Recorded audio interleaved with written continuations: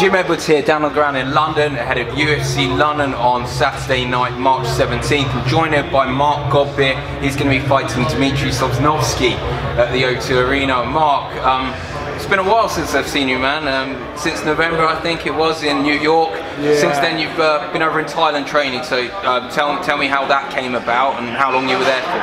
So, bit of a story behind it. I obviously the fight in New York, that was a long camp. Originally, I was scheduled for the month before UFC 216. 216. Sorry, I was originally scheduled for that. Obviously, due to unforeseen circumstances, the fight got pulled last minute. My opponent had to step in against Fairtex. But then the fight was made again the next day, the very next day. So the camp still carried on. I fought obviously in New York.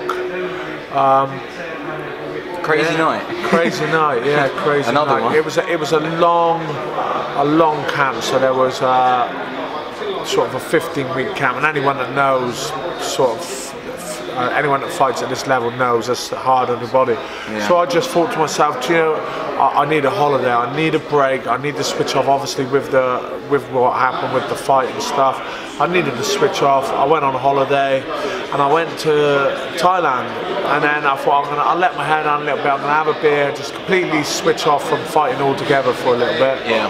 I'd done 3 days of having a beer and being a bit of a lad, and then I was like, I need to get back in the gym. So I put a post up asking has anyone been to sort of any gyms in Pattaya, and someone recommended Fairtex, Nick Chapman. Fairtex Training Center. Yeah, right? It's a training center, and they recommended Nick Chapman because he works as sort of like the MMA sort of promotional side sort of thing. And I walked in the gym, and I love the place. I love the atmosphere. Everyone made me feel welcome. 3 months later, I've just finished my camp. So obviously I went home over Christmas now, but I decided to go back and do my camp there, and yeah, they've been good to me. Been working out with Overeem, I see. Yeah. So he was over there for the last few weeks. Like, what was that like, training like with Alistair? Had you met him before that? No.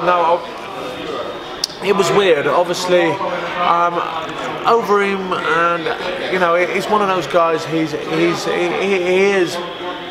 is sort of a big thing in today's MMA scene. It has been since it started, really. Yeah. So initially I was like, wow, I'm training with Overeem.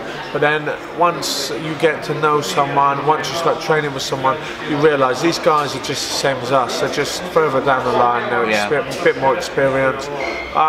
He was generally a nice guy. We got on well. We shared some information. He helped me out, you know. The guys, I got on well with him. Yeah. I got on well. He was a good guy. Well, obviously Alistair's seen so much, been a champion in more promotions than I can count on my hands. Coming off a big loss to Francis Ngannou, like, did he ever kind of talk about that to you? What it's like to suffer, I guess, a defeat at the highest level? Like, no, we've all. Do you know what? When it comes to losses, it doesn't matter whether it's the highest level or the lowest level. The feeling is still the same. So I know what it feels like to be in that position and come off a loss like that. Not, you know, maybe a different circumstances, but I know what it feels like to have a loss and what it can do to your head mentally. And as so does he. He's more experienced than me. So, as fighters, it's like an unwritten rule. We don't really go down that route unless they bring it up. Then we do. But you know, we don't lose, we learn. We don't really talk about it unless the fighter himself brings it up. When they bring it up, we go into it a bit. But we generally just brush it. It's the way we deal with it as fighters, I think. When it comes to a loss, you've got to get over it. You know, if you keep pondering on it, keep going over it, it stays in your head, you doubt yourself. But you've had the loss, you brush your shoulders off, and you go back at it again. And that was his sort of attitude, you know. He was straight back into training. He was over there with sort of family and stuff, you know. It was like a training holiday sort of thing. But he he had a good attitude. He was just another day in the office, you know. It just didn't go his way, and dusted his shoulders off, I guess, and we were back out there training. I didn't see no difference in the way you know he looked at the sport and training in general. So I mean, different situation for you. If we look at the record books, you're actually coming in off 2 wins into this fight. Yeah. Talk to me about that, though. How do you kind of feel after that 15-week training camp? Did you feel slightly unfulfilled with the way things went down in you? Yeah, I did. Yeah, I've said it in every interview. I do not class that last fight as a win. I'm not taking a disqualification as a win on my record. You know, it put me up in the rankings, the UK rankings. It put me up. I never promoted any of that. Normally, I'm quite proud of my achievements and stuff. I've never promoted any of it. I don't class it as a win. It was just, yeah,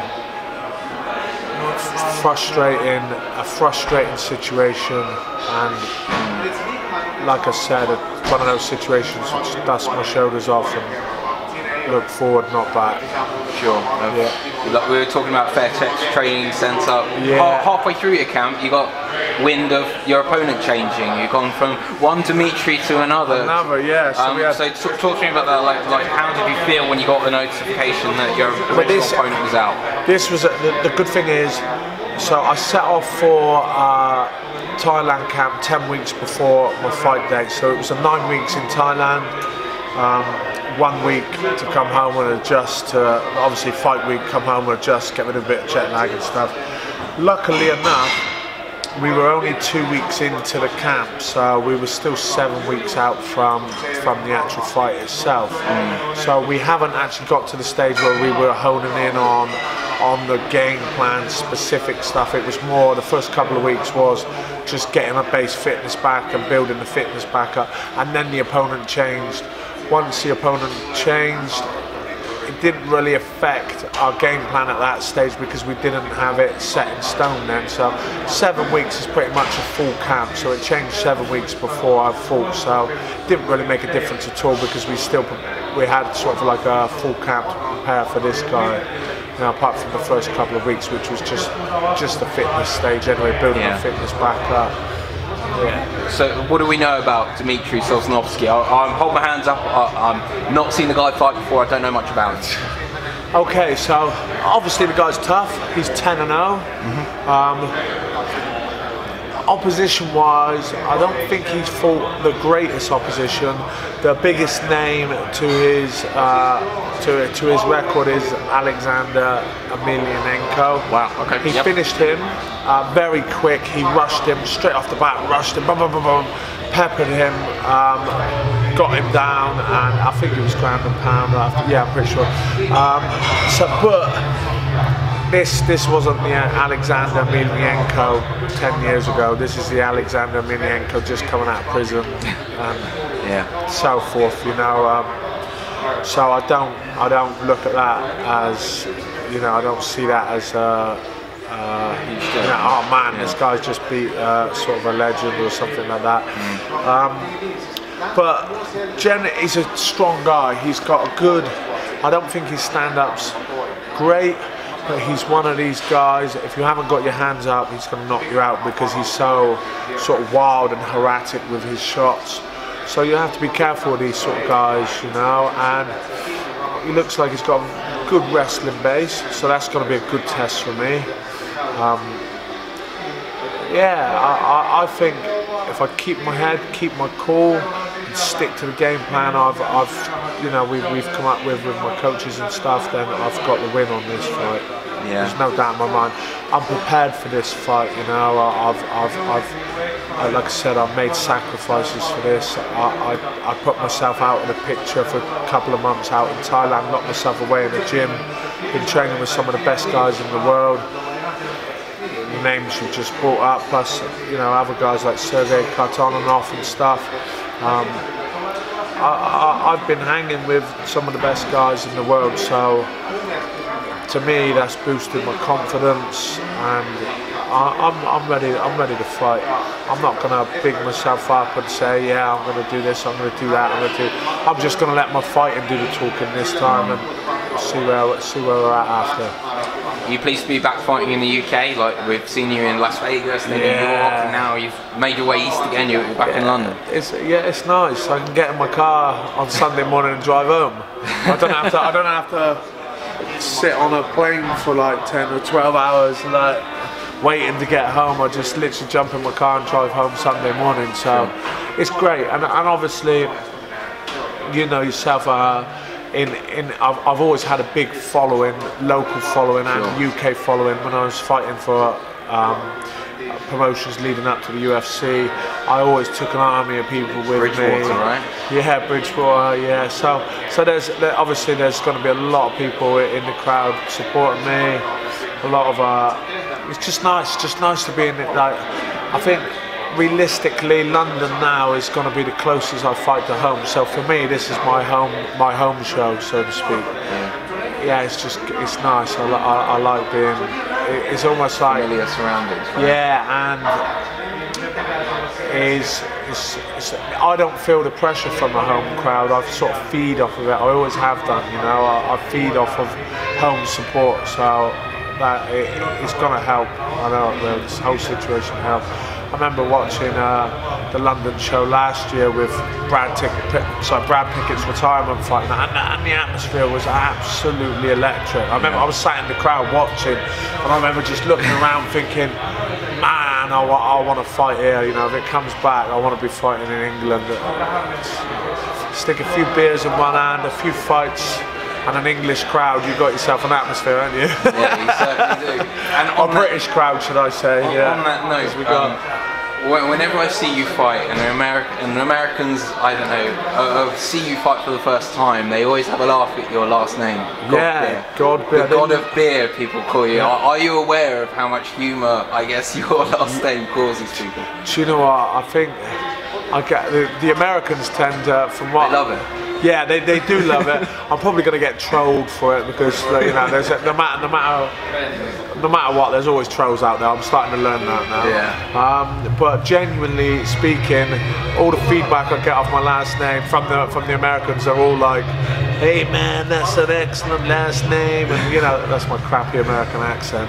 But yeah, it's two of the biggest things in America, right? God and beer. Yeah, it's like it's a big thing. So yeah, it's all good. It's all good from what I see. A couple of decent knockouts and maybe a beer sponsor, eh? Yeah, maybe there you go. Modelo, Stipe Miocic, watch out. Yeah, I've seen that. Yeah, I did think of that. Yeah. Let's try and wrap this up. So, when you go in there, and I guess you put your head on your pillow tonight, do you kind of think about how this fight's going to play out, and where do you want it to go, and what things have you specifically highlighted for this guy? This guy, he's one of those unpredictable fighters. He can be a rusher, you know, a guy that just rushes in, winging, looking for that.